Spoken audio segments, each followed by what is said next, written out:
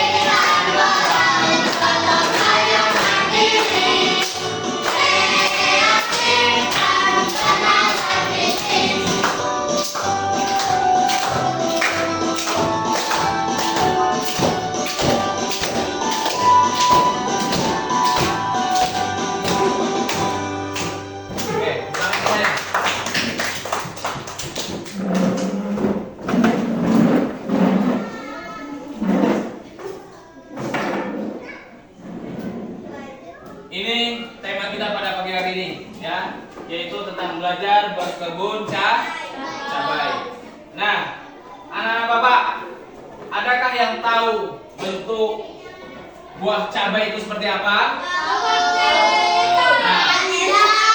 Oke, Bapak perkenalkan aneka bermacam cabai ya. Ada cabai merah dan ada cabai hijau. Nah, untuk cabai merah itu ada 3 model cabai dan cabai hijau juga ada 3 modelnya. Yang pertama, yang merah itu adalah cabai rawit ya. Nah, ini biasanya yang dikatakan cabai setan. Nah, karena pedasnya sangat luar biasa. Yang kedua, cabai keriting. Yang ketiga, cabai merah besar. Ini biasanya yang disebut cabai padang kalau di sini ya. Nah, itu cabai merah. Kalau cabai hijau ada 3 jenis cabai. Yang pertama rawit hijau.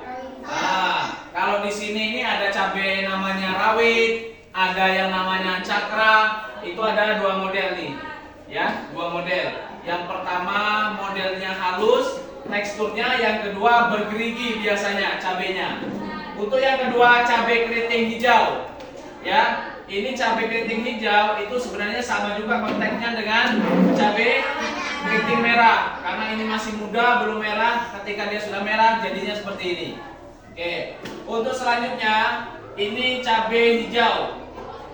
Ketika dia masih muda, cabai besar hijau. Ketika sudah tua dia akan memerah seperti ini. Itu bentuk-bentuk cabai. Nah, cabai merupakan buah dan tumbuhan dalam kelompok genus Capsiun. Dalam hal ini maka cabai dapat dikategorikan menjadi sayuran atau bumbu tergantung dengan cara sistem pengelolaan dan pemanfaatan. Setahu kalian, ya, cabai itu sebenarnya kegunaannya itu untuk apa? Menambah rasa pedas. Untuk menambah rasa agar lebih pedas. Selain dari cabai, ada nggak untuk membuat makanan kita lebih pedas? Apa? Bawang, Merica, ya. Nah, menurut beberapa sumber, cabai berasal dari daerah Amerika Selatan yang kemudian seiring dengan berjalannya waktu menyebar secara luas ke seluruh Eropa yang secara langsung dibawa rombongan Christopher Columbus sekitar abad ke-15. Nah, itu berarti sudah lama sekali. Berarti cabai itu yang pertama kali menemukan itu adalah Christopher Columbus pada abad ke-15. Nah, untuk selanjutnya pada zaman dahulu pembudidaya cabai pertama kali ditemukan dalam tapak galian Peru dan sisian biji cabai yang ditaksir telah berumur 5.000 tahun. Wah, itu sangat luar biasa lamanya. Nah, itu pengertian atau sumber yang didapatkan berarti pertama kali penemu cabai itu adalah Christopher Columbus di abad 15. Baik. Terus selanjutnya. Nah, tanaman cabai memiliki habitat dan daya dukung lingkungan yang berbeda dengan tanaman yang lain. Hal ini ditentukan saja mutlak, mengingat bahwa setiap tanaman pasti memiliki cara tersendiri dari tingkat kebaikan dan penyesuaian terhadap kondisi lingkungan sekitarnya secara biologis. Tanaman cabai mempunyai organ tanaman lengkap mulai dari akar, tunggaknya, batang, berkayu, organ daun dan bunga. Nah, bisa kita lihat contohnya. Ini adalah bentuk akar. Ini batang, ini daun dan ini buah. Nah, jadi dimulai dari akar, batang, daun dan buah. Nah, ini struktur buah cabai. Buah cabai itu ketika dibelah, bentuk dalamnya itu seperti ini. Nah, nih kita bisa lihat contohnya. Yang pertama ada terdiri dari sumber batang, ya. Yang kedua kulit. Mana kulitnya? Yang warna merah. Sebagian besar tidak memiliki rasa. Kulit ini tidak memiliki rasa. Nah, jadi yang membuat pedasnya itu apa? Yang ketiga, daging. Bagian ini mengandung sedikit air sehingga membuat tekstur daging cabai menjadi renyah atau lunak. Yang ketiga, yang keempat, biji. Biji cabai terdapat di dalam buah dan menempel di sepanjang plasenta. Mana plasenta? Ini plasentanya. Dari batang masuk ke dalam, ini namanya plasenta. Warnanya juga beragam. Nah, selanjutnya plasenta. Plasenta terdapat di dalam buah cabai sebagai tempat melekatnya biji dan merupakan tempat memproduksi dan menyimpan kain. Nah, itu tekstur dari buahnya, buah cabai. Selanjutnya kita akan melihat manfaat cabai merah itu apa. Ada beberapa manfaat pada cabai merah, makanya setiap kali yang namanya buah yang Allah ciptakan itu semuanya ada manfaatnya. Ketika kita berpikir bahwa cabai itu biasanya membuat penyakit, ya, apa penyakitnya? Sakit perut karena terlalu. Tapi pada hakikatnya yang namanya cabai itu juga mempunyai manfaat. Nah, kita pelajari dulu manfaat untuk cabai merah.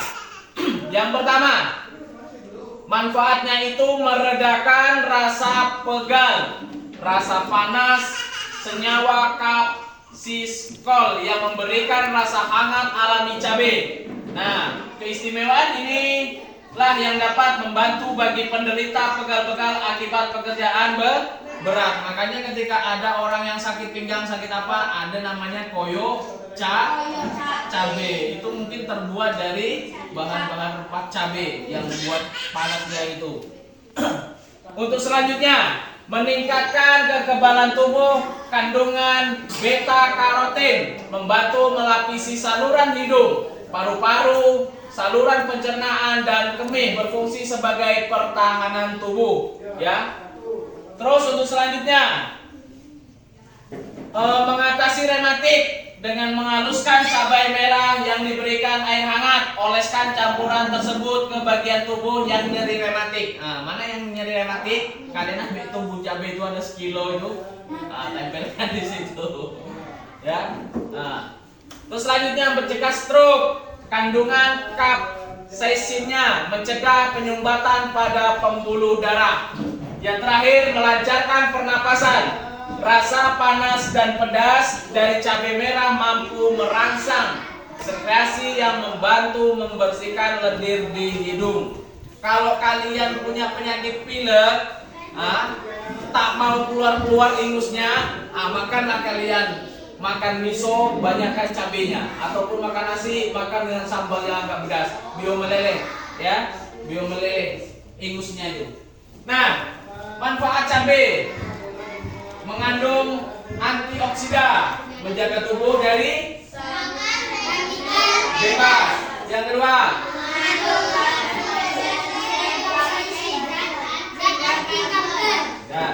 yang ketiga. Nah, hasil dari olahan cabai itu banyak sekali bisa dibuat, ya. Yang pertama ada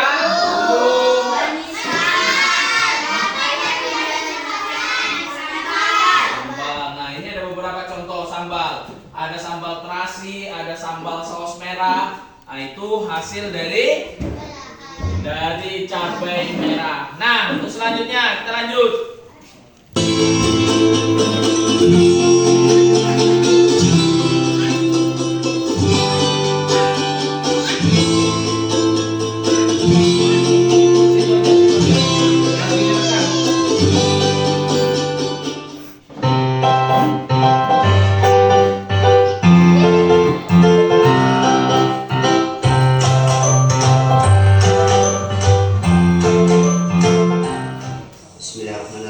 Assalamualaikum warahmatullahi wabarakatuh.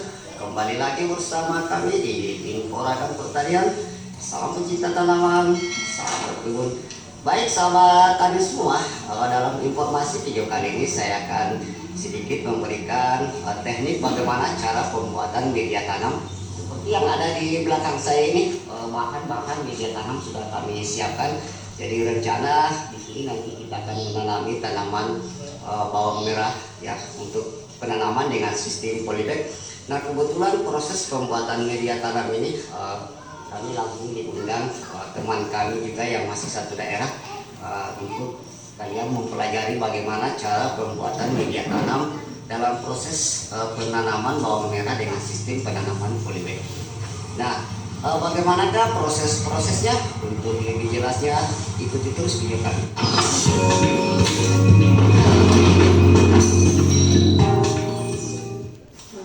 Nah baik teman-teman semua, inilah komponen bahan utama yang kita akan lakukan proses pembuatan media tanam, yang mana komposisi media tanam yang kita gunakan di sini, yang pertama di sini yang kita gunakan adalah sejenis tanah.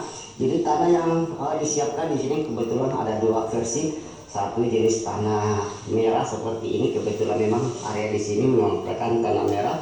Dan ada juga komposisi media tanam yang sudah diambil dari tempat lain, yaitu jenis tanah yang merupakan hasil pengomposan dari sisa-sisa sekam bakar yang sudah lapuk seperti ini.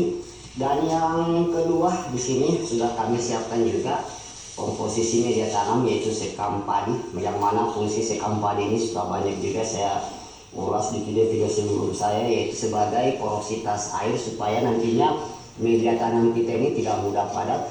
Dan yang terakhir di sini kami sudah siapkan juga kotoran kambing atau kohe kambing seperti ini. Jadi kalau untuk persiapan pembuatan media tanam, baiknya gunakan kohe kambing yang sudah lama, jadi proses pemakaian itu lebih cepat kita gunakan. Nah untuk komposisi media tanam di sini nanti kita akan mencampurkan komposisi 3 bahan utama ini, yaitu tanah humus, kemudian sekam, dan kotoran kambing ini dengan perbandingan 2:1:1. Artinya 2 bagian tanah, 1 bagian sekam padi, dan 1 bagian kotoran kambing. Oke, sekarang kita campur semua bahan antara semua komponen bahan ini, yaitu tanah, kemudian sekam, dan pupuk kandang. Ikuti terus video kami.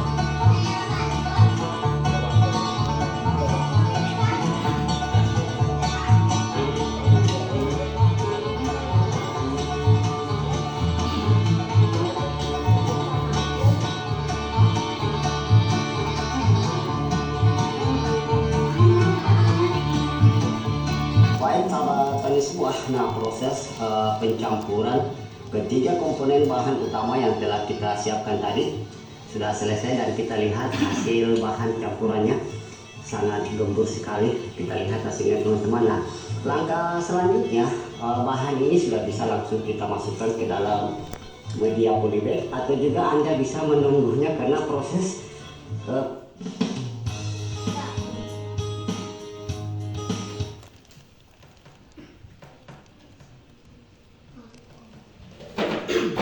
Nah baik, tadi kita sudah melihat proses bagaimana cara pembuatan tanah media untuk penanaman, ya. Jadi ada 3 model campuran. Yang pertama tanah, yang kedua tai kambing atau kotoran, yang ketiga sekam. Apa fungsi dari kotoran kambing itu?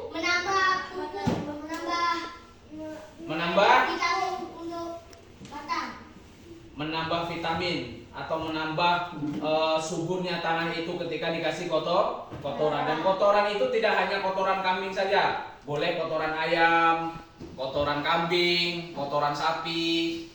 Dan fungsi sekam itu sendiri itu untuk membuat alur jalan air supaya tanah itu tidak padat, maka diberikanlah tadi sekam. Nah,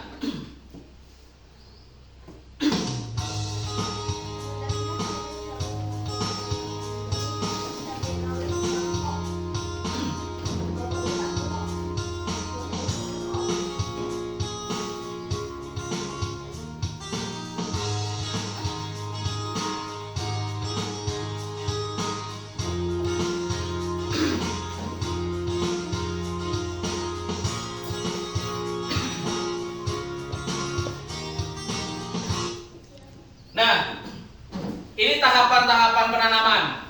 Tadi dari hasil tanah yang sudah kalian kolaborasikan sehingga menjadi tanah siap untuk ditanam, maka tanah itu nanti akan kita masukkan di dalam polybag. Ya, kita penanaman dengan menggunakan sistem polybag. Kita masukkan di dalam polybag tanahnya. Ketika tanah sudah sudah berada di polybag, baru nanti kita melakukan penanaman bibit cabai.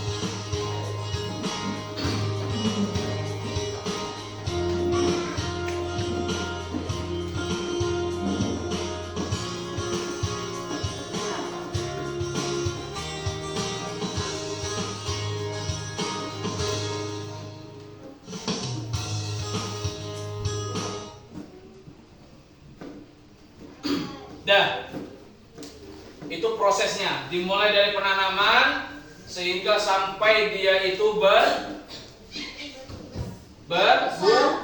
berbuah. Nah, nanti tentunya anak-anak bapak ketika nanti kita sudah praktek di lapangan, ketika tanah itu medianya sudah kita selesaikan, kita tanam bibitnya, jangan lupa nanti kita itu harus selalu menjaga. Apa cara kita menjaga itu? Menyirami. Ketika kita kolaborasikan dengan P5 itu dengan pendidikan agama Islam, tentu ketika kita lihat dari sisi baiknya bahwa kita itu harus saling menjaga sesama makhluk hidup. Ketika kita menanam tanaman tumbuhan itu juga ciptaan Allah, maka kita juga harus merawatnya. Cara menyiraminya itu di pagi hari ketika anak-anak bapak itu nanti datang ke sekolah, langsung ambil air siram tanamannya itu. Jangan nunggu sampai tengah hari, karena penyiraman yang paling maksimal itu adalah lebih baik di pagi hari karena kondisinya masih sejuk sehingga tanaman itu nanti tidak layu. Nah, yang pertama pagi, yang kedua sore. Nah, sekarang kita lanjutkan. Apa itu media tanaman? Media tanaman adalah media yang digunakan untuk menumbuhkan tanaman. Tempat akar atau bakal akar akan tumbuh dan berkembang. Media tanam umumnya memiliki berbagai nutrisi, mineral, air, vitamin, serta kandungan lain yang tentunya dibutuhkan oleh tanaman. Umumnya, media tanaman yang sering digunakan untuk bercocok tanam adalah tanah. Ya, jadi kalau pasir, batu kerikil itu tidak efektif. Kalau air bisa tidak? Bisa, cuma ketika medianya air saja, mungkin tanaman itu akan tumbuh tapi tidak akan pernah maksimal karena nanti tidak akan tercukupi nutrisi, mineral, air, vitamin dan kandungan yang lainnya. Media tanam sering digunakan untuk bercocok tanam adalah tanah. Media tanam dibedakan menjadi dua, yaitu media tanam organik dan non-organik. Nah, ini contohnya medianya. Ada arang, ada kompos, ada pupuk kandang, ada sabut kelapa. Nah, ini yang dikatakan media ada dua. Yang pertama ini komposisinya, yang kedua ini ya, gel, arang, kerikil, dan wall. Nah, peralatan yang nanti akan kita butuhkan ketika nanti kita praktek di lapangan, itu ada beberapa peralatan yang harus kita siapkan. Yang pertama, cangkul atau scope. Yang kedua, sarung agar lebih safety. Yang ketiga, selang air untuk penyiraman. Kalau kita nanti tidak ada selang air, boleh kita menggunakan media botol aqua atau ember. Nanti air masukkan di botol aquanya dilubangi, baru disiramkan ke media tanaman nanti. Selanjutnya pot tanaman atau polybag. Yang selanjutnya media tanam atau tanam. Nah, itu harus ada. Yang terakhir bibit. Nah, nanti bibit akan kita siapkan.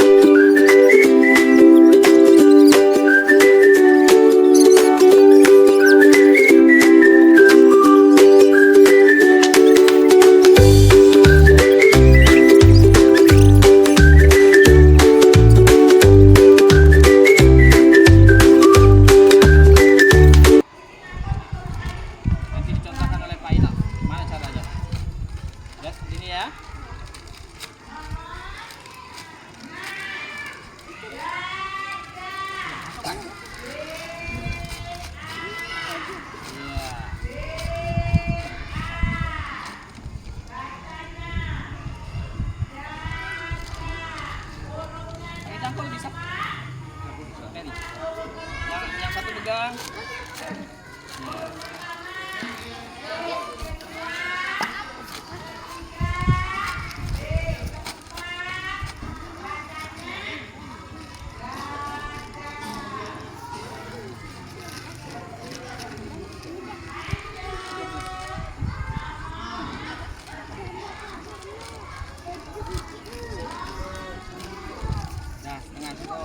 Tambah lagi. Tambah lagi.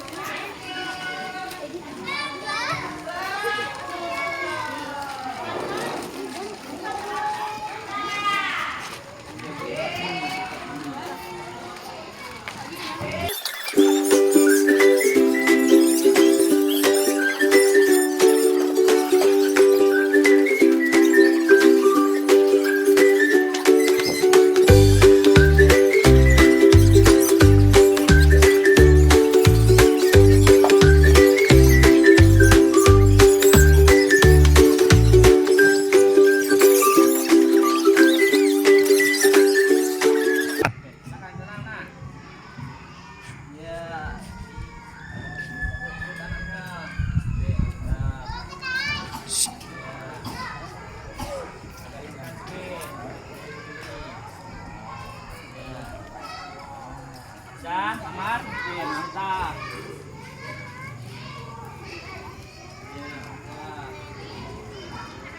Ya, nih. Oke, bentar. Benar. Mantap. Oke, gitu sedikit.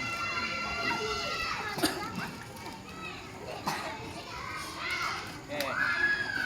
Koreknya dalam enggak apa-apa. Agak dalam. Biar tak tumbang. Enak ya?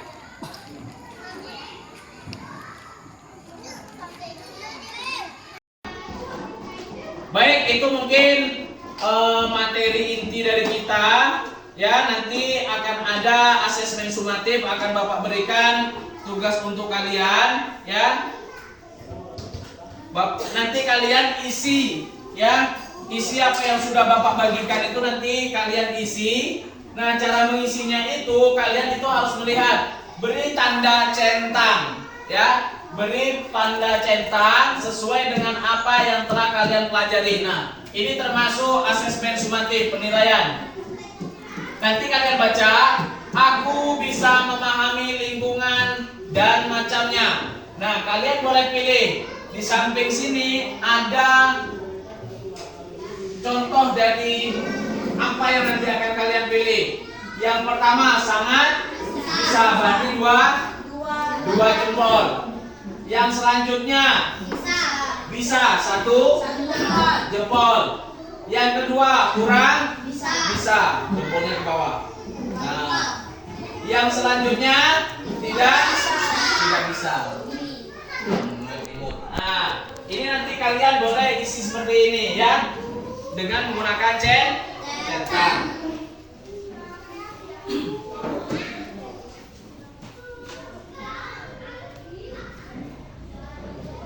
Baik, mungkin itu saja materi inti kita yang akan kita sampaikan. Nanti kita praktek di lapangan. Mungkin pertemuan ini kita cukupkan sampai di sini. Kita tutup pertemuan ini dengan bacaan hamdalah. Alhamdulillahirabbil alamin. Mudah-mudahan pertemuan kita bermanfaat. Tentunya ketika kita kolaborasikan antara P5 dengan materi kita pendidikan agama Islam, tentunya satu yang perlu kita perhatikan, bahwa kita itu sama-sama makhluk hidup. Maka ketika kita menanam, sama-sama kita menjaga tanaman yang sudah kita tanam, karena dia itu juga makhluk hidup, butuh nutrisi makanan seperti kita. Mungkin itu saja yang perlu Bapak sampaikan. Bapak akhiri, wabillahi taufiq wal hidayah. Assalamualaikum warahmatullahi wabarakatuh.